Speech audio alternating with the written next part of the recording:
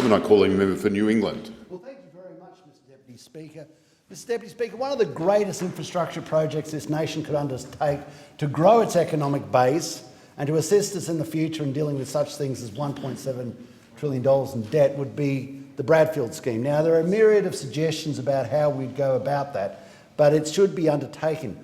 Most likely it would be undertaken in a form of a corporate entity very similar to how the Snow Mountain Scheme worked, and most likely would be over a number of years, maybe 40 years. Nonetheless, it's a project that should be started. The people of incredible competence, such as Sir Leo Hilshire and Sir Frank Moore, have approached it saying the government needn't put any money towards it. That they have the capacity, because of the current rates of interest and the financing of potential people who would utilise it by people who would utilise it, to do it on its own. But the government would have to give the authority and do the constitutionality issues to stand behind it. Now, I want to mention some of the champions of this. Obviously, Sir Leo Hilshire, Sir Frank Moore, and Senator Susan McDonald. Senator Susan McDonald is the one who walks these people into your office. Senator Susan McDonald is the person who has been following this for such a long period of time. Senator Susan McDonald is a competent chartered accountant and the person who's run a multi-million-dollar business in the super butchery in Brisbane is a person who would understand business and should be taken seriously.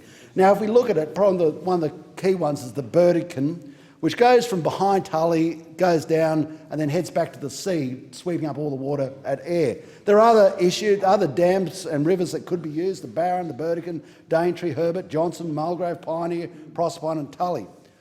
But, Mr Deputy Speaker, there's one issue that we should address, and we should address immediately, and it's been brought to my attention at Senate estimates, but it's also been brought to the attention of Susan McDonald and others, such as Senator Matt Canavan some time ago. The North Queensland Water Infrastructure Authority, that has oversight over the construction of such things as Hell's Gate, is based in Canberra. Now, they have one part-timer in Townsville. Now, this is not an established department. It should be based in North Queensland. And being based in North Queensland gives it the capacity to keep the politics of North Queensland on side and to be based on the ground where this issue is most pertinent. I believe, Mr Deputy Speaker, that this is an issue that can be addressed almost immediately. And might I say that if people in the North Queensland Water Infrastructure Authority don't want to live in North Queensland, then they're possibly in the wrong job.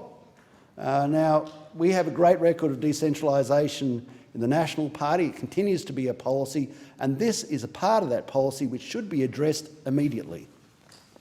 New England, I call the member for